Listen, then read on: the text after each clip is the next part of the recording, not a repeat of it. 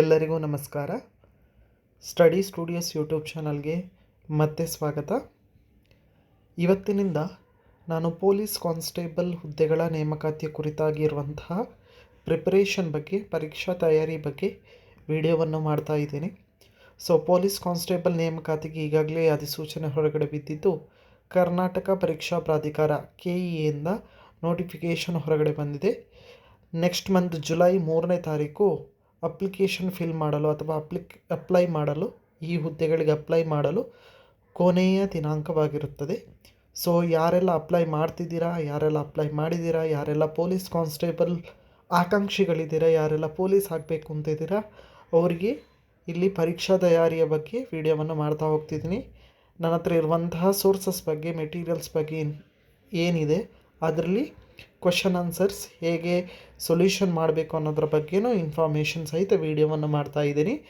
ಪ್ರತಿ ವಿಡಿಯೋದಲ್ಲಿ 10 ಕ್ವಶನನ್ನು ರೆಕಾರ್ಡ್ ಮಾಡ್ತಾ ಇದ್ದೀನಿ. 10 ಕ್ವಶನ್ಗೆ ವಿತ್ ಆನ್ಸರ್, ವಿತ್ ಸೊಲ್ಯೂಷನ್ ಹೇಗೆ ಮಾಡಬೇಕು, ಹೇಗೆ ಆನ್ಸರ್ ಮಾಡಬೇಕು, ಯಾವ ರೀತಿ ಸೊಲ್ಯೂಷನ್ ಮಾಡಬೇಕು ಅನ್ನೋದ್ರ ಬಗ್ಗೆ ಇಲ್ಲಿ ಇನ್ ಡೀಟೇಲ್ ಆಗಿ ವಿಡಿಯೋ ಮಾಡ್ತಿದ್ದೀನಿ.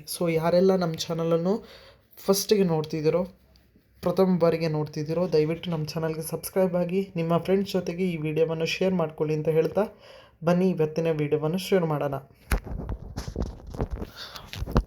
ಪ್ರಶ್ನೆ ಸಂಖ್ಯೆ 1, ಇದು 2019ರಲ್ಲಿ ನಡೆದಂತಹ ಕ್ವಶನ್ ಪೇಪರ್ನ ರಿವಿಷನ್ ಇದು. ಕರ್ನಾಟಕ ಸರ್ಕಾರ ಆವಾಗ 2019ರಲ್ಲಿ ಒಂದು ಕ್ವಶನ್ ಪೇಪರನ್ನು ಎಕ್ಸಾಮನ್ನು ನಡೆಸಿತ್ತು ಪೊಲೀಸ್ ನೇಮಕಾತಿಗೆ ಕುರಿತಾದಂತೆ. ಅದರಲ್ಲಿದ್ದಂಥ ಕ್ವಶನನ್ನು ನಾನಿಲ್ಲಿ ರಿವಿಷನ್ ಮಾಡ್ತಿದ್ದೀನಿ. ವಿತ್ ಆನ್ಸರ್ ಇಲ್ಲಿದೆ. ಒಬ್ಬ ವಿದ್ಯಾರ್ಥಿಯು 48 ಮೊತ್ತವನ್ನು ಪ್ರಯತ್ನಿಸಿದರೆ ಅವನು ಸರಿಯಾಗಿ ಪಡೆದದಕ್ಕಿಂತ 2 ಪಟ್ಟು ಹೆಚ್ಚು ತಪ್ಪುಗಳನ್ನು ಪಡೆದನು. ಆತನು ಒಟ್ಟು ಎಷ್ಟು ಸರಿಯಾಗಿ ಪರಿಹರಿಸಿದ್ದಾನೆ ಎಂಬ ಕ್ವಶನನ್ನು ಕೇಳಿದರು. ಇದು ಫಸ್ಟ್ ಕ್ವಶನ್ ಆಗಿತ್ತು.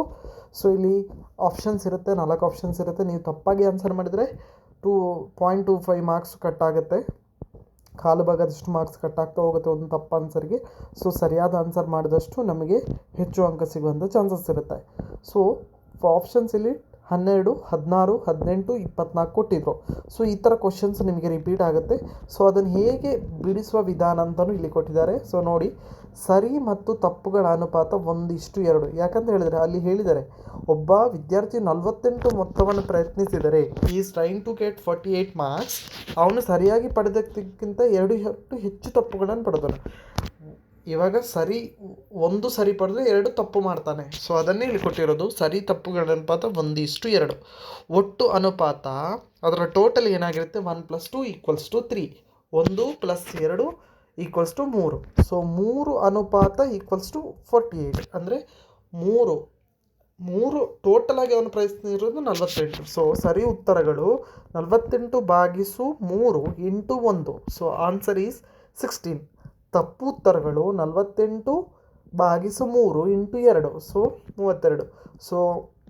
ಇಲ್ಲಿ ಸರಿ ಉತ್ತರಗಳನ್ನು ಸರಿಯಾಗಿ ಎಷ್ಟು ಪ್ರಯತ್ನಿಸಿದ್ದಾನೆ ಅಂತ ಕೇಳಿದರೆ, ನೋಡ್ಬೋದು ನಮಗೆ ಆನ್ಸರ್ ಇಲ್ಲಿ ಸಿಕ್ಕಿದೆ. 16 ಅನ್ನೋದು ಸರಿಯಾದ ಉತ್ತರ. 16 ಅನ್ನೋದು ಸರಿಯಾದ ಉತ್ತರ ಆಗಿರುತ್ತೆ ಪ್ರಥಮ ಕ್ವಶನ್ಗೆ. ಈ ಥರ ಕ್ವಶನ್ಸನ್ನು ನೋಡ್ತಾ ಹೋಗಿ, ಸೊಲ್ಯೂಷನ್ ಮಾಡ್ತಾ ಹೋಗಿ, ನಿಮಗೆ ಇನ್ನೂ ಐಡಿಯಾ ಬರುತ್ತೆ. ಈ ಥರ ಕ್ವಶನ್ಸ್ ರಿಪೀಟ್ ಆದಾಗ ಈಸಿಯಾಗಿ ನೀವು ಆನ್ಸರ್ ಮಾಡ್ತಾ ಹೋಗ್ಬೋದು.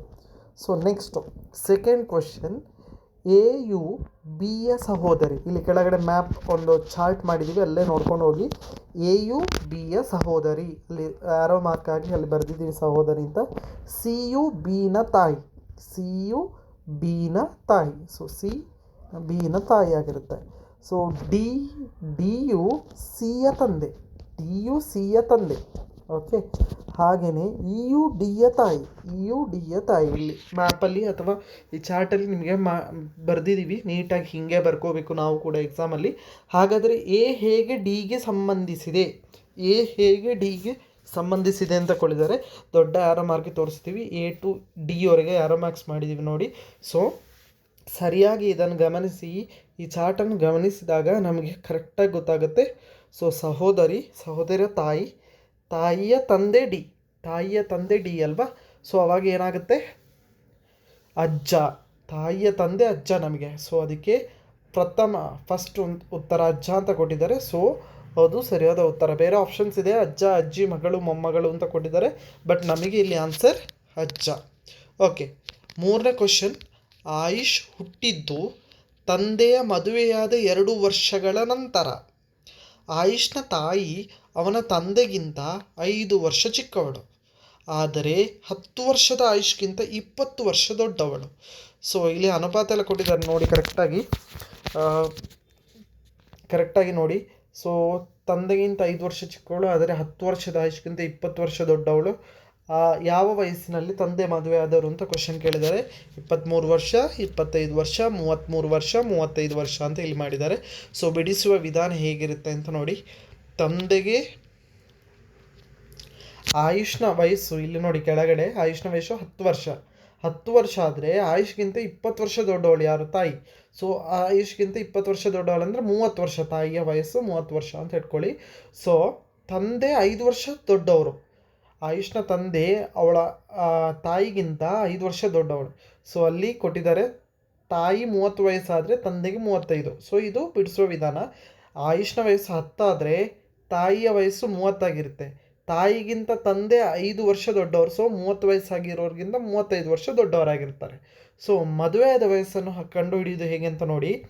10 ವರ್ಷ ಆಯುಷ್ಗೆ, 35 ವರ್ಷ ತಂದೆಗೆ, 30 ವರ್ಷ ತಾಯಿಗೆ. ಇದು ನಮಗೆ ಸಿಕ್ಕಿರುವಂಥ ಇವಾಗಿನ ಡೇಟಾ.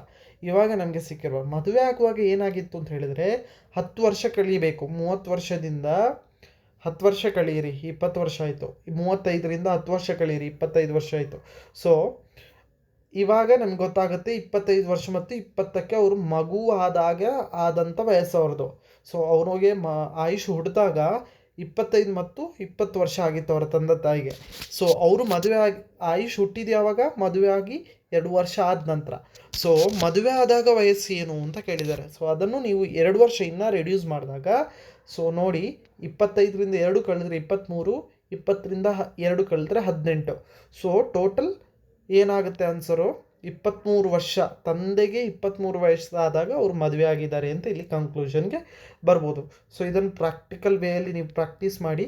ಸೊ ನಿಮಗೆ ಕರೆಕ್ಟಾಗಿ ಆನ್ಸರ್ ಸಿಗುತ್ತೆ. ಸೊ 5 ವರ್ಷ ಡಿಫ್ರೆನ್ಸ್ ಇರಬೇಕು ತಂದೆ ತಾಯಿಯ ನಡುವೆ. ಸೊ ಅದು ಪರ್ಫೆಕ್ಟಾಗಿ 5 ವರ್ಷ ಡಿಫ್ರೆನ್ಸ್ ಬರುತ್ತೆ ನಮಗೆ. ಸೊ ಇದು 3ನೇ ಕ್ವಶನ್. 4ನೇ ಕ್ವಶನ್. ಒಂದು ಚೌಕಕ್ಕೆ ಎಷ್ಟು ಲಂಬಕೋನಗಳಿವೆ? ಸೊ ಇದು ವೆರಿ ಈಸಿ ಕ್ವಶನ್ ಕೇಳಿದರು. 2, 4, 6, 8 ಅಂತ ಕೊಟ್ಟಿದ್ದಾರೆ ನೋಡಿ. ಒಂದು ಚೌಕಕ್ಕೆ ಎಷ್ಟು ಲಂಬಕೋನಗಳಿವೆ? ಸೊ 4 ಇದೆ ಆಪ್ಷನ್ಸು. ಸೊ ನೋಡ್ಬೋದು ನೀವು 90 degree, 90 degree, 90 degree, 90 degree. 4 ಲಂಬಕೋನಗಳಿವೆ. 90 degree ಕೋನವು ಲಂಬಕೋನವಾಗಿರುತ್ತದೆ. ಸೊ 90 ಡಿಗ್ರಿ ಕೋನ ಏನಿದೆ ಅದನ್ನು ಲಂಬಕೋನ ಅಂತ ಕರಿತೇವೆ. ಸೊ ಅದನ್ನು ನೋಡ್ಕೋಬೇಕು. 4 ಲಂಬಕೋನಗಳಿರುತ್ತವೆ. ಸರಿಯಾದ ಉತ್ತರ 4. ನೆಕ್ಸ್ಟು, ಬಿಟ್ಟು ಹೋದ ಸಂಖ್ಯೆಯನ್ನು ಹುಡುಕಿ. ಸೊ ಇದು ಸ್ವಲ್ಪ ಕಷ್ಟ ಇರುತ್ತೆ. ಸೊ 12:30, ಇಷ್ಟು 14 ಡ್ಯಾಶ್ ಅಂತ ಕೊಟ್ಟಿದ್ದಾರೆ. ಸೊ 36, 28, 35, 42. ಸೊ ಇಲ್ಲಿ ಬಿಡಿಸುವ ವಿಧಾನವನ್ನು ನೋಡ್ಕೊಳ್ಳಿ. 12:30, 14 ಡ್ಯಾಶ್ ಅಂತ. ಆನ್ಸರ್ 35 ಬರುತ್ತೆ. ಆನ್ಸರ್ 335 ಏನಿದೆ ಅದು ಕರೆಕ್ಟ್ ಆನ್ಸರ್. ಹೇಗೆ ಅಂತ ಹೇಳಿದರೆ ಕೆಳಗಡೆ ಕೊಟ್ಟಿದ್ದಾರೆ. ಬಿಡಿಸುವ ವಿಧಾನದಲ್ಲಿ ನೋಡಿ. 6 × 2 12, 6 × 5 30, 7 × 2 14, 7 × 5 35.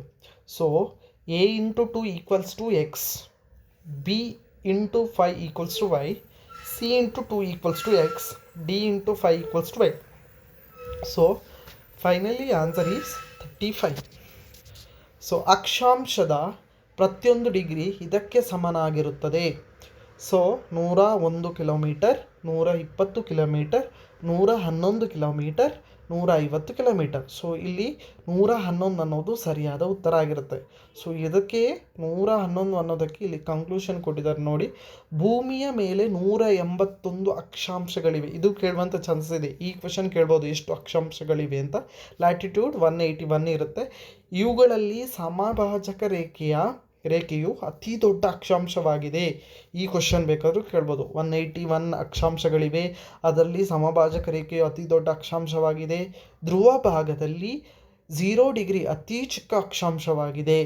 ಎರಡೂ ಅಕ್ಷಾಂಶಗಳ ನಡುವಿನ ಅಂತರವು ಸುಮಾರು 110.6 ಕಿಲೋಮೀಟರ್ಗಳಿರುತ್ತದೆ. ಅಂದರೆ 111 ಕಿಲೋಮೀಟರ್ಗಳಿರುತ್ತದೆ ಅನ್ನೋದು ಇಲ್ಲಿರುವಂಥ ಇನ್ಫಾರ್ಮೇಷನ್. ಇದನ್ನು ತಲೆಯಲ್ಲಿ ಇಟ್ಕೊಳ್ಳಿ. ಯಾವ ಕ್ವಶನ್ ಬೇಕಾದರೂ ಕೇಳ್ಬೋದು. ಭೂಮಿಯ ಮೇಲೆ 181 ಅಕ್ಷಾಂಶಗಳಿವೆ.